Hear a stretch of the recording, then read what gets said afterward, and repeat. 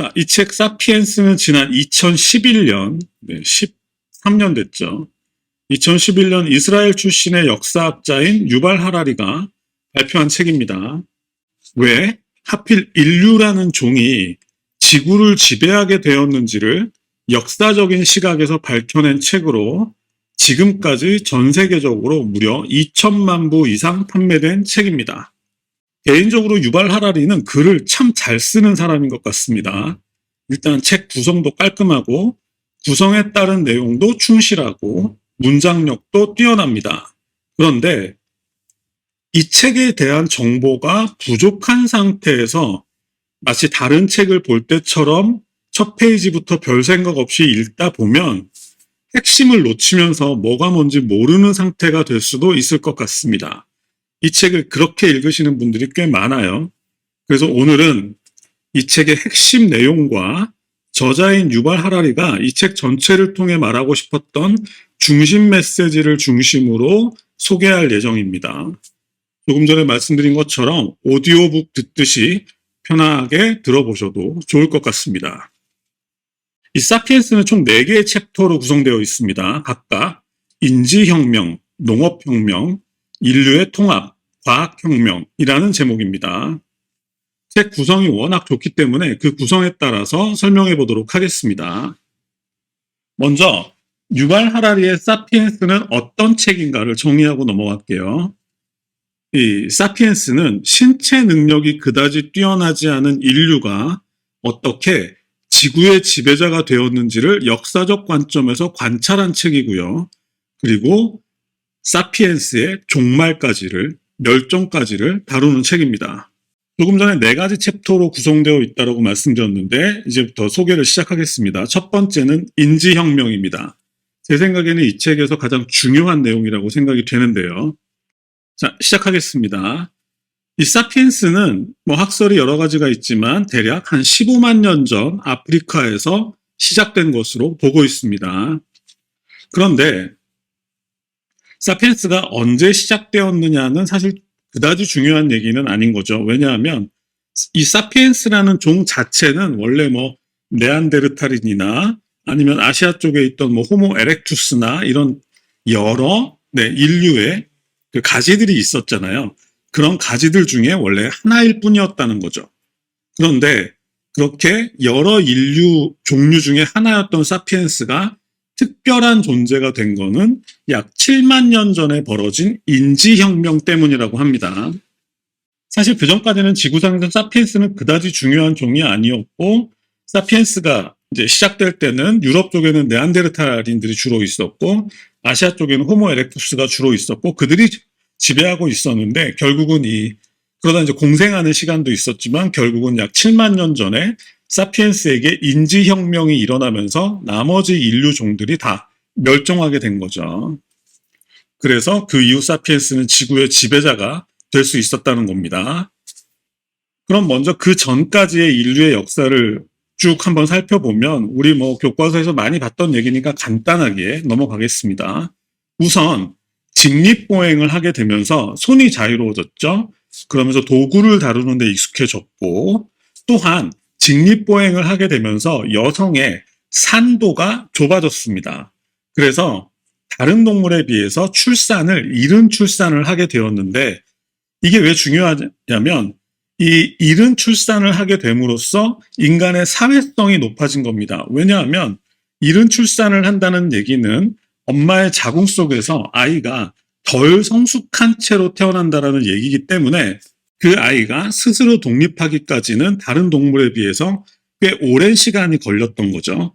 그래서 그 아이가 어른이 되기까지 보호하기 위해서는 그 집단 전체에 협동이 필요했다는 겁니다. 그래서 그런 것들을 통해서 수십만 년에 걸쳐서 그 사피엔스의 어떤 사회성이 높아졌다라는 거죠. 그러다가 인류는 30만 년 전부터 불을 사용하기 시작했습니다.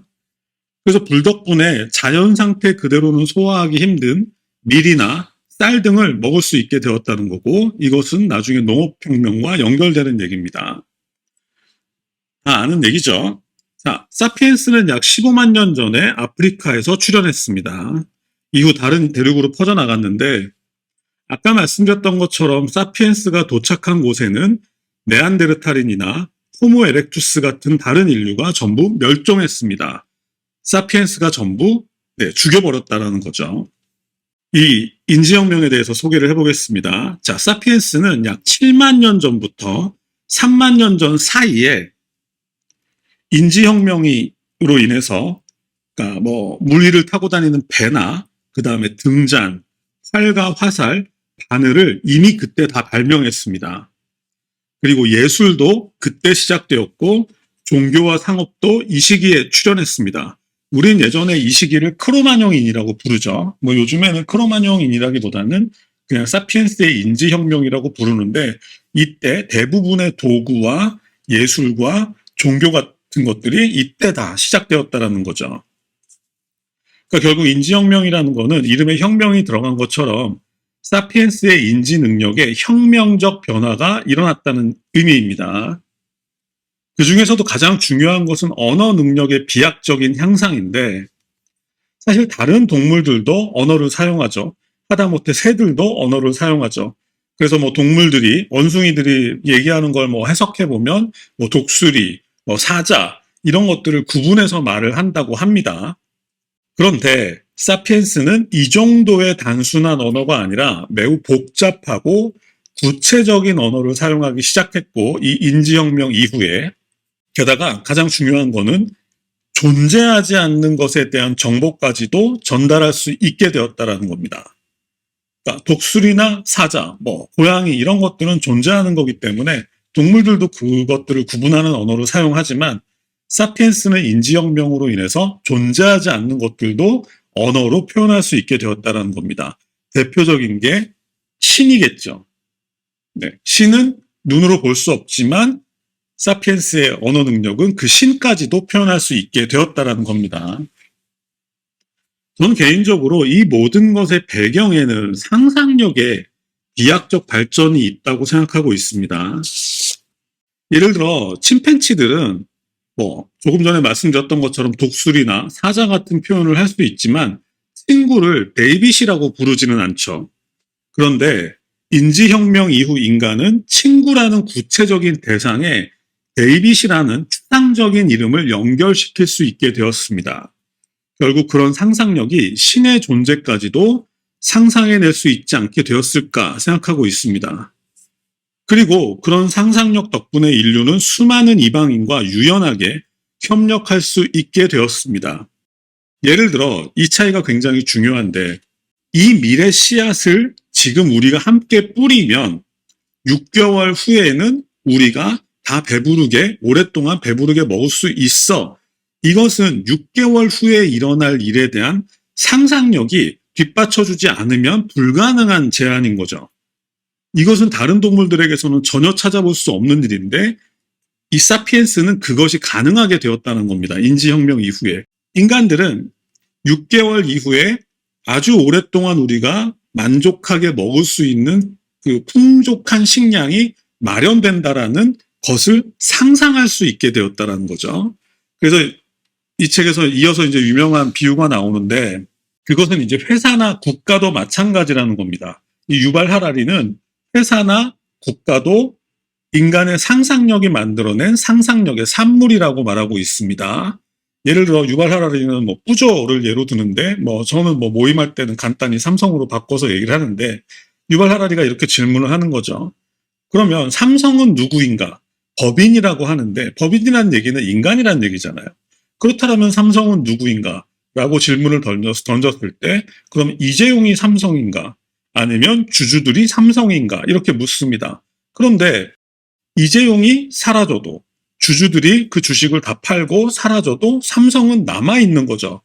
그렇다면 이재용이나 삼성의 주주들은 삼성이 아니라는 거죠. 결국 유발 하라리의 얘기는 이 삼성이라는 기업은 인류의 집단적 상상이 만들어낸 환상이라는 겁니다. 법적으로는 실체를 인정받겠지만 물리적으로는 실체를 찾아볼 수 없다라는 거죠. 결국 이것을 확대시켜서 생각해보면 국가도 마찬가지라는 겁니다. 수많은 사람들이 허구의 약속을 바탕으로 힘을 모아서 가공할 만한 능력을 발휘할 수 있게 되었다라는 거죠. 그러니까 인류의 상상력의 비약적 발전으로 결국은 그들의 상상력은 국가라는 것까지도 만들어낼 수 있게 되었다라는 거죠. 이런 것들이 바로 인류의 상상력 수준을 보여주는 사례라고 합니다. 그리고 인지혁명이 7만 년에서 3만 년 전 사이에 일어났고, 농업혁명은 지난번 총균세 시간에 말씀드렸지만 12,000년 전에 일어났으니까 그 사이 3만 년 전과 12,000년 전 사이에 약 18,000년 정도의 시간이 있었겠죠. 이 시기를 인지혁명 이후의 수렵채집 기간이라고 부릅니다. 그런데 이 수렵채집 기간이 중요한 이유는 이때 이 수렵채집 기간 동안에 유발 하라리의 말에 따르면 현재 인간들의 모든 습관이 그때 다 만들어졌다고 합니다. 진화심리학을 가져오는데 진화심리학에 따르면 오늘날 현대인의 사회적 심리적 특성 중 많은 부분이 이 기간 중 형성되었다고 합니다. 예를 들어 고칼로리 음식을 필요 이상으로 먹는 행위를 하는 사람들이 많죠. 저처럼. 근데 이것 또한 수렵채집을 할 때 무언가 있을 때 많이 먹어야 했던 그 습관이 지금까지도 유지되고 있는 거라고 하고요. 그러니까 당시 인류는 먹을 것을 찾아서 계속해서 이동하는 생활을 해야 했는데 이런 상황에서 생존하려면 그때 당시에는 오히려 고도의 지적 능력이 필요했다고 합니다. 그러다가 오히려 이때 인간들이 훨씬 더 똑똑했대요. 그런데 농업혁명 이후 인간들이 바보가 되기 시작했다. 이것이 이제 유발 하라리가 하는 말이고, 그리고 그때 당시에 이들의 생활 수준은 지금보다도 오히려 높았다라고 얘기를 하고 영양 상태도 지금보다 좋았다고 얘기를 하고 있습니다. 수렵채집 기간 동안에 농업을 시작하기 전에. 왜냐하면 당시 수렵채집 기간의 인류는 보통 하루에 4-5시간 정도의 노동을 했다고 합니다. 사냥이나 채집이겠죠. 그리고 영양 상태도 매우 좋았다고 합니다. 왜냐하면 아주 골고루 먹기 때문에. 이 책에는 안 나오는데 제가 듣기로는 벌레, 곤충이 가장 주요한 영양 공급원이었다는 얘기도 들은 기억이 있습니다. 다만 이때는 기대 수명은 매우 낮았는데 이것은 높은 영아 사망률 때문이라고 합니다. 우리가 돌잔치 하잖아요. 그런 것처럼 만 1년이 되기 전에 사망하는 영아의 비율이 80% 이상이었기 때문에 전체 수명은 평균 수명은 낮았지만 실제로 이때도 80세까지 사는 경우가 종종 있었다. 이렇게 얘기를 하고 있습니다. 다만 우리 흔히 그런 얘기 하잖아요. 우리 조상들이 자연과 더불어서 조화롭게 살았다는 말은 모두 거짓말이다. 이건 총균세에도 나온 얘기인데 물론 이 책은 총균세를 많이 참조한 책입니다. 그러니까 인지혁명 이후에 유발 하라리는 이렇게 얘기하고 있습니다. 지구에 존재했던 대형 유대류 중 절반이 사피엔스에 의해 멸종당했다. 호주의 예를 들고 있는데 인류가 호주 대륙에 건너간 게 약 45,000년 정도 됐습니다. 총균세에도 나오는 얘기인데 그런데 호주에 들어간 인도네시아 쪽에서 들어갔다고 해요. 45,000년 전에 호주 대륙에 들어간 인류가 호주에 굉장히 숲이 많았나 봐요. 거기를 전부 불을 다 질러버린 거죠. 그 숲에 불을 지른 이유는 농사를 지으려고 했던 게 아니라 불을 지르면 그 숲 안에 있던 동물들이 다 타 죽었겠죠. 그러면 쉽게 먹을 것을 구할 수 있잖아요. 그래가지고 호주 전체 대륙에 불을 다 지르고 다녔다고 합니다. 우리 조상들이. 그래서 결국은 수많은 동물들이 전부 멸종했는데 현재 보면 호주를 대표하는 식물이 유칼립투스잖아요. 근데 호주에 원래 유칼립투스만 있었던 게 아니고 다른 식물들이 다 불타버렸는데 유칼립투스가 그 불에 강하대요. 그래서 지금 현재는 유칼립투스만 남았고 그리고 캥거루 빨리 도망갈 수 있잖아요. 그래서 그런 소수의 동식물만 살아남았는데 결국은 인간은 그렇게 우리가 생각하는 것처럼 자연을 사랑하는 그런 동물이 아니다. 이런 얘기로 인지혁명은 마무리하고 있습니다. 그 다음은 가장 이슈가 되었던 농업혁명에 관한 이야기입니다. 사피엔스가 처음 나왔을 때 농업혁명에 관한 이야기 때문에 사람들이 충격을 많이 받았죠. 다시 한번 리마인드 해보겠습니다. 농업혁명은 아까 말씀드렸던 것처럼 12,000년 전에 메소포타미아 지방에서 밀을 재배하면서 시작되었습니다. 동시에 가축도 키우기 시작했습니다. 이 부분이 왜 이슈가 되었냐면 유발 하라리가 이 농업혁명에 대해서 굉장히 부정적인 시각을 가졌기 때문입니다. 원래 그전에는 농업혁명으로 인해서 인류가 이렇게 발전할 수 있었다. 이런 생각이 지배적이었는데 유발 하라리가 거기에 반대를 하고 나선 거죠. 왜 유발 하라리가 농업혁명에 대해서 부정적인지 지금부터 말씀드리겠습니다. 농업혁명이라고 하면 농사를 짓고 가축을 키우는 것을 말하는 건데 당연히 농업혁명이라고 생각하면 당연히 따라오는 게 정주생활이라는 개념입니다. 그전까지 인류는 계속해서 이동하는 생활을 했었는데 농업혁명 이후로는 옮겨 다닐 필요가 없게 됐고 한 곳에 머물러서 정착 생활을 할 수 있게 되었고 또 이 밀이나 쌀 같은 경우는 그것을 재배하기 위해서 들인 노동력에 비해서 그것의 산출물이 수확량이 워낙 많았기 때문에 훨씬 더 대규모 집단을 먹여 살릴 수 있는 그런 근거가 되었다는 거죠. 그래서 농업혁명으로 인해 인간이 정착 생활을 하기 시작했고 대규모 집단을 형성할 수 있었다. 그런데 만약에 1000명의 집단이 있다라면 그 1000명의 집단이 전부 다 농사를 지을 필요는 없었던 거죠. 그 중에 한 200명만 농사를 짓고 나머지는 잉여 자원으로 남았기 때문에 그때부터 계층의 분업화가 나타나기 시작했다. 이제 이것이 농업혁명의 영향인 거죠. 그런데 유발 하라리는 농업혁명 이후 식량의 총량이 확대된 것은 사실이지만 그것으로 인한 인구 폭발과 엘리트 계층의 탄생 때문에 농부는 과거 수렵 채집인보다 더 오랜 노동을 하면서도 더 열악한 식사를 하게 되었다고 말하고 있습니다.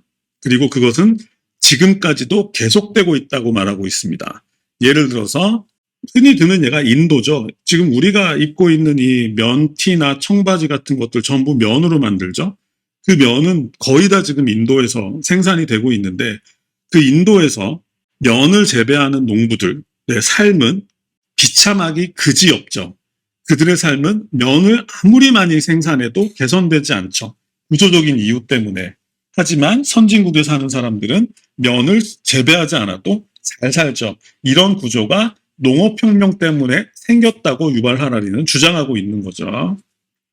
그리고 이제 이 책에서 가장 유명한 말이 나오는데 이 말이죠. 심지어 인간이 밀과 쌀을 길들인 게 아니라 이들 식물이 사피엔스를 길들였다라고 선언하고 있습니다. 이게 가장 논쟁이 되었던 문장이죠. 그런데 제 생각엔 이것은 유발 하라리의 도발인 것 같습니다. 어쨌든 밀은 그러니까 조류나 포유류에 의해서 자신의 씨앗을 다른 장소로 퍼뜨리도록 진화해 왔죠. 마치 꽃이 벌에 의해서 수정을 할 수 있었던 것처럼 밀이나 쌀은 익으면 그것을 먹는 조류나 포유류에 의해서 다른 곳으로 이동하게끔 진화해 왔는데 인간은 밀의 그런 특성을 극대화해서 이용했죠. 그러다가 결국 그것을 기반으로 대규모 사회를 만들어냈기 때문에 결국 밀이 없으면 모두가 굶어 죽는 일종의 자가당착 상황에 빠졌다라는 얘기를 유발 하라리가 이렇게 강조해서 표현하기 위해서 인간이 밀을 길들인 게 아니라 밀이 인간을 길들였다. 이런 강한 표현을 쓴 게 아닌가 싶습니다. 그리고 유발 하라리가 농업혁명에 대해서 부정적이라고 말씀드렸는데 그 이후에도 농업혁명의 부작용에 대해서 몇 가지 얘기하고 있고 이것들은 사피엔스의 발표 이후로 굉장히 많이 사회 이슈화 되었습니다. 먼저 가축에 대한 얘기입니다.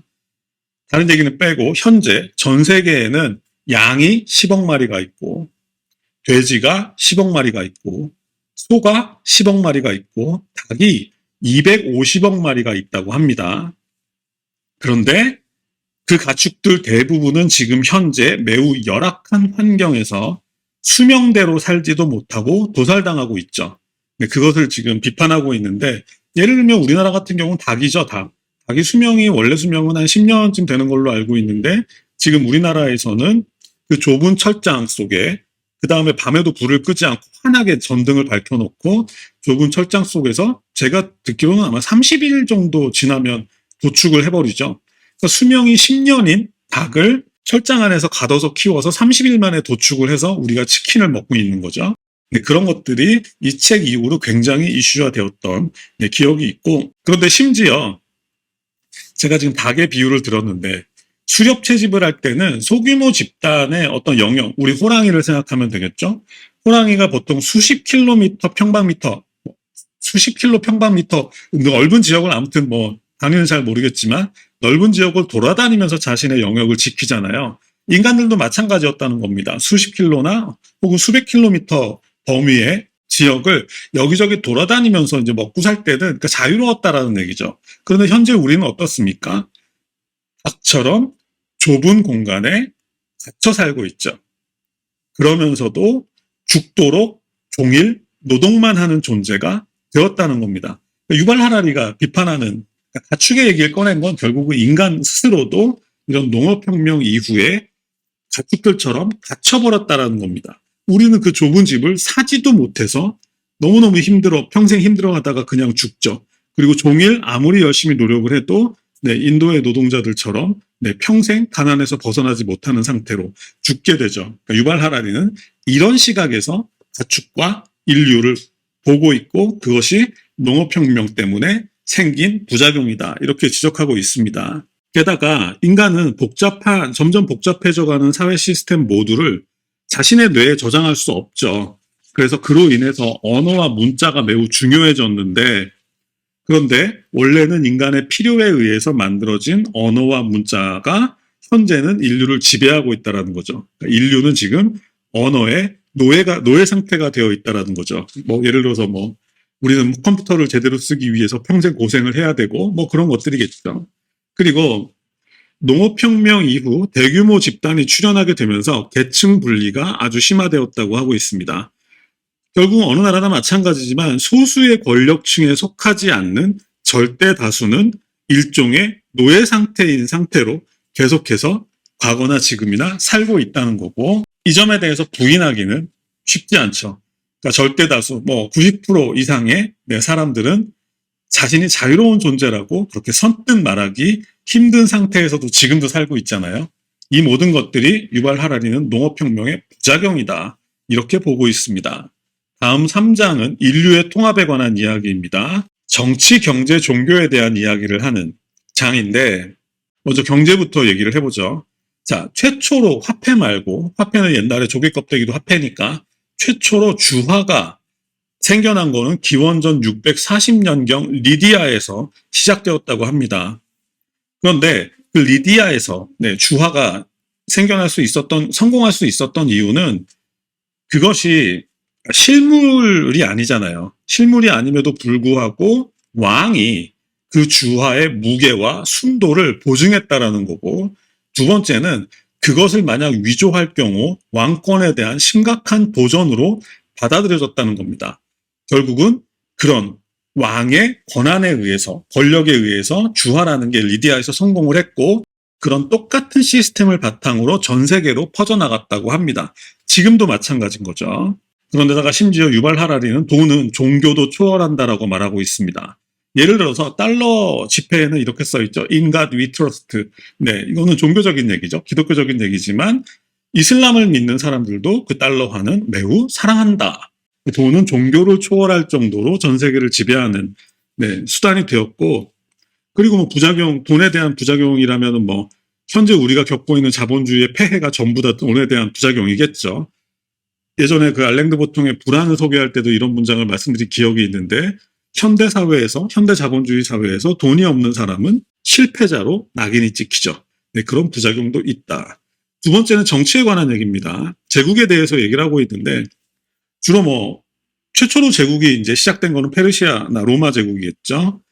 이 제국을 어떻게 정의하냐면 서로 다른 문화적 정체성을 지니고 있는 국가들을 하나의 정치 체계로 통합하는 것을 제국이라고 하죠.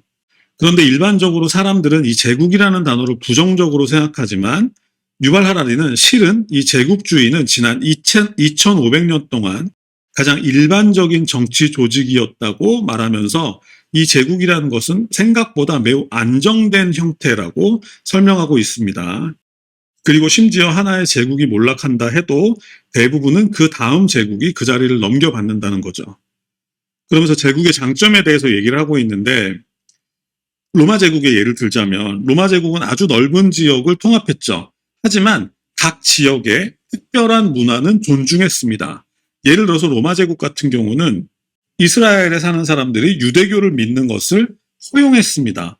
굳이 종교까지 통합할 필요를 못 느꼈던 거죠. 그러니까 하나의 어떤 정치 사회 시스템에만 동의한다면 나머지 각 지역의 고유의 문화를 인정했다라는 거죠. 그래서 그런 이유로 해서 각 지역이 갖고 있는 특별한 장점들이 다른 지역으로 쉽게 제국 내에서 퍼져나갈 수 있었다. 이것이 제국의 장점인데, 유발 하라리는 현재 지구 제국도 마찬가지라고 얘기를 하고 있습니다. 현재는 지구 제국이라고 얘기를 해요.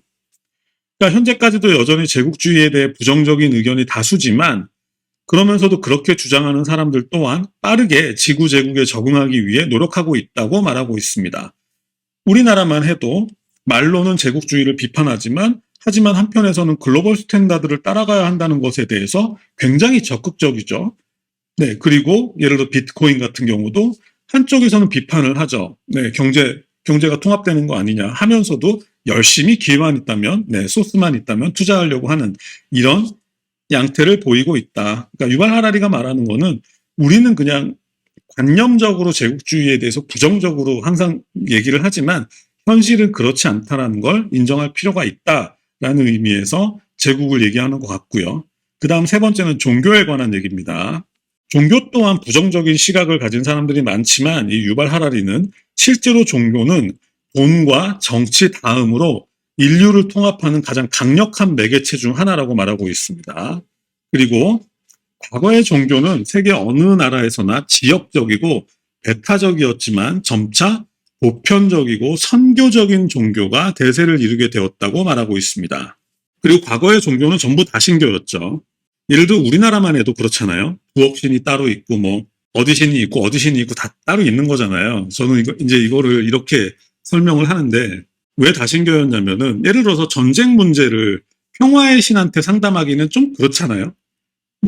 그러다 보니까 예를 들어서 아니면 남녀의 잠자리 문제를 윤리의 신한테 또 상담하기도 좀 뭐하고, 그러다 보니까 필요에 따라서 신들이 계속 만들어지는 게 자연스러운 일이었다라는 거죠. 그런데 그래서 이 다신교 사회는 지금에 비해서 훨씬 더 관용적이었다라고 얘기를 하고 있습니다. 그러니까 워낙 다른 신들을 많이 가지고 있다 보니까 또 다른 신을 숭배하는 사람들을 만나더라도 그것에 대해서 특별한 거부감을 느끼지 않았다는 거죠. 그런데 반면에 일신교 같은 경우는 러셀 서양 철학사의 의지에서 말씀드리자면 일신교가 지구상에 만들어진 게 약 한 2500년 전이라고 보고 있습니다. 물론 종교를 가지신 분들은 반대하실 수도 있겠지만 그냥 역사적으로 일신교라는 게 만들어진 게, 일신교를 대표하는 게 기독교잖아요. 기독교가 기원전 580년경에 유대인들이 바빌론의 노예로 붙잡혀 있을 때 그때 당시에 일신교화 되었다고 역사적으로는 보고 있습니다. 그전에는 유대인들도 다신교를 믿었다고 해요. 노예 생활을 하면서 노예 생활을 통해서 일신교가 만들어졌는데, 어쨌든 2500년 전 이후 탄생한 일신교는 보다 더 광신적이었고, 그리고 자신들의 종교를 포교하는데 훨씬 더 적극적이었다라고 말하고 있습니다. 이런 특성들로 인해 일신교가 결국은 성공하게 되었지만, 이슬람도 지금 마찬가지로 일신교죠. 성공하게 되었지만 어쨌든 다른 이들에 대해 배타적으로 대하는 문화가 또한 일신교 때문에 더 강화되었다, 이렇게 말하고 있습니다. 그리고 현재 유발 하라리는 현재 지구를 지배하는 대표하는 종교는 기독교나 불교나 이슬람교가 아니라고 얘기를 하고 있습니다. 유발 하라리의 표현으로 현재 지구를 대표하는 종교는 인본주의 종교다라고 말하고 있습니다. 인간을 숭배한다라는 거죠. 이건 르네상스 이후에 인본주의가 나타나기 시작해서, 이 말은 맞는 것 같죠? 현재 인류가 가장 숭배하는 대상은 인간이다. 그런데 이것에 대한 많은 장점도 있겠지만 가장 큰 단점이라면 부작용들이 많이 나왔죠. 예를 들어서 나치즘이라든지 이런 것들은 또 부작용이 있다, 이렇게 말하고 있고요. 마지막 챕터는 과학혁명입니다. 유발 하라리는 이 과학혁명을 무지의 혁명이라고 말하고 있습니다. 과학혁명은 500년쯤 전에 그때 이후로 생겨난 걸 과학혁명이라고 하고 지금 한 500년 정도 되었다고 말하고 있는데, 이 저자는 과학혁명을 무지의 혁명이라고 말하고 있는데, 요거는 기억해 두셔도 좋을 것 같습니다. 이 무지의 혁명이라는 게 어떤 뜻이냐면, 과학혁명이 시작된 이후에 인간은 모른다, 나는 모른다는 것을 인정하기 시작했다라는 거죠. 그런데 이게 왜 중요하냐면 그 전에 과학혁명이 일어나기 전에는 그 전에는 신의 시대였잖아요. 그 신의 시대에는 인간들은 이렇게 생각했다라는 거죠. 우리가 모든 것을 알려고 할 필요가 없어. 왜냐하면 신이 다 알고 계시니까. 신이 모든 걸 알고 있으니까 인간들은 그것을 다 알려고 할 필요가 없어. 그런데 만약에 신이 모르는 게 있다면 그것은 우리가 알 필요가 없는 것이기 때문에 결국 인간은 모든 것을 알려고 할 필요가 없어. 모든 것은 신이 다 알아서 해주실 거야. 라는 생각을 가지고 수천 년 동안 살았다라는 거죠. 하지만 과학혁명 이후에 인간은 자신이 모르는 것을 알기 위한 시도를 시작했다라는 겁니다. 그러면서 이런 과학혁명을 통해 진보라는 개념이 자리 잡았다고 말하고 있습니다. 그러니까 지금은 잘 몰라. 모른다는 걸 인정한 거죠. 지금은 잘 모르지만 우리가 계속해서 노력하고 탐구한다면 우리는 조금 더 나아질 수 있을 거야. 이런 생각이 진보라는 개념과 연결되었다는 겁니다. 게다가 이 과학혁명은 지금도 진행 중인데 이 과학혁명은 역사상 그 어떤 사람도 해내지 못했던 근본적인 문제 또한 해결하려고 하고 있다고 합니다. 바로 과학혁명이 마지막으로 해결하려고 하는 문제는 죽음이라는 것입니다. 죽음도 해결하려고 하고 있다는 거죠. 과거에 인류의 평균 수명은 30세 정도였습니다. 대부분 알고 있는 내용이죠. 그런데 지금 현재의 인간 평균 수명은 이미 2배를 넘어섰죠. 이거는 대단한 일인데, 근데 그것으로 끝나는 게 아니라 지금 인류는 불멸을 향해서 가고 있다라고 말하고 있습니다. 자, 일단 여기서 끊고, 그리고 과학은 또한 제국주의와도 아주 밀접하게 연관되어 있다고 하는데, 이 과학혁명이 일어난 이후로 그 전까지 유럽은 별거 아닌 나라였어요. 중국이 훨씬 더 강한 나라였는데, 이 과학혁명이 일어난 이후로 세계 권력이 유럽을 중심으로 재편되었다라는 거죠. 예를 들어서 항해술이라든지 무기라든지 철도 같은 것들은 사실 과학기술이 있어야 나올 수 있는 것들이었기 때문에 이런 것들을 통해서 유럽의 제국주의가 전 세계로 퍼져나갈 수 있었다. 심지어 이 과학혁명은 경제에도 막대한 영향을 미쳤는데 자본주의와 결합했다라는 거죠. 결국은 신용을 바탕으로 돈을 빌릴 수 있는 시대가 된 거죠. 뭔가를 저당 잡히지 않고 신용만을 바탕으로 돈을 빌릴 수 있는 시대가 되었기 때문에 자신의 기술을 바탕으로 돈을 모아서 막대한 자본을 모아서 그걸 가지고 기술 개발을 해서 그걸로 떼돈을 벌어들이는, 그리고 그렇게 벌어들인 돈의 일부를 다시 과학기술에 투자하는, 지금 가장 생각나는 사람은 일론 머스크 같은 사람인 것 같아요. 그런 것들이 가능해지면서 결국 제국주의와 자본주의와 이 과학이 합쳐지면서 현재 초인류 거대 기업들, 국가들이 등장할 수 있었다라고 말하고 있습니다. 그리고 당연히 이 과학혁명으로 인한 또 부작용들이 많이 있겠죠. 예를 들면 현재 인류는 자유시장 경제에 대해서 맹신하다가 그 2008년인가요? 서프라임 모기지론 이런 것에 두들겨 맞기도 하고, 그 다음에 소비지상주의에 대한 온갖 폐해들을 겪기도 하고, 쇼핑하지 않으면 금단 현상이 일어나는 그런 상황을 겪고 있죠. 게다가 그 과학혁명 이후로 핵가족화와 개인주의가 확산되면서 가족과 공동체라는 개념이 완전히 붕괴되었죠. 그건 지금 우리가 겪고 있는 일이고요. 참고로 우리가 항상 시간을 확인하잖아요. 요즘에는 시계를 차는 사람이 많이 없지만 그래도 핸드폰을 통해서 시간을 항상 확인하는데 이 시간을 확인하는 것 또한 과학혁명의, 산업혁명의 산물이죠. 19세기 초인가? 영국에 공장들이 생겼는데 그때는 이제 시계를 보는 사람이 아무도 없었다는 겁니다. 그런데 공장이라는 게 모든 사람이 그 공장 그 직원들이 같은 시간에 모여서 같은 시간에 일을 끝내야 되는데 분업화가 진행이 됐으니까. 그런데 이제 시간관념이 없다 보니까 누구는 일찍 출근하고 누구는 늦게 출근하다 보니까 안 돌아가는 거예요. 그래서 그때부터 영국의 철도역에 시계가 걸리기 시작했다라는 겁니다. 그러니까 그 시계에 맞춰서 그 시계를 보고 정시에 출근하라는 거죠. 그래서 결국은 지금 우리가 현재 습관적으로 시간을 확인하는 행위 또한 그것도 산업혁명의 지금 여파가 계속되고 있는 것이다. 이렇게 설명을 하고 있습니다. 유발 하라리가 이 사피엔스를 통해서 던지는 마지막 질문은 이겁니다. 인지혁명이 있었고 농업혁명이 있었고 과학혁명을 겪으면서 지금까지 와서 지구의 지배자가 되었는데 과연 그러면 인류는 그 전에 비해서 더 행복해졌나? 행복은 돈이 많다고 해서 생기는 게 아니죠. 권력이 많다고 해서 더 많아지는 게 아니죠.